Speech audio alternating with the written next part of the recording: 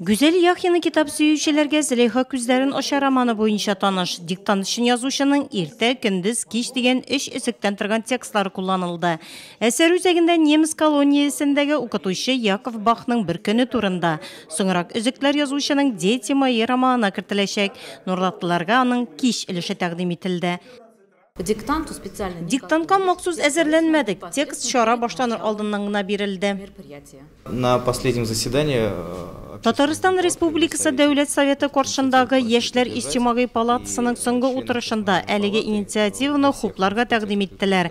Һәм без Яшьләр иҗтимагый палатасы әгъзалары бөтен районда әлеге чараны үткәрергә карар кылдык. Акция буенча яшь аермасына бүлү юк, әмма ул 16 һәм аннан өлкән яшьтәгеләр өчен, чөнки диктант катлаулы. до 15 лет, а вот именно старше. Диктантны теләге булган һәркем яза алды. 4-нче сыйныф укучысы Самира Самирханова орада иң яше, әнисе Гүзәл дә белемен сынарга ниятләгән. Хотела первым делом, конечно, проверить свои знания. Үземнең белемемне тикшерәсем килде. 25 елдан артык инде мәктәпне бетергәнгә, шуңа да үземне сынайсым килде. Бу юлы кызымны да алып килдем. Ул да язып карасын. Икәүләп язачакбыз. Ул 2нче мәктәптә укый. 1нче тапкыр мондай диктантны язабыз. Писать вдвоем.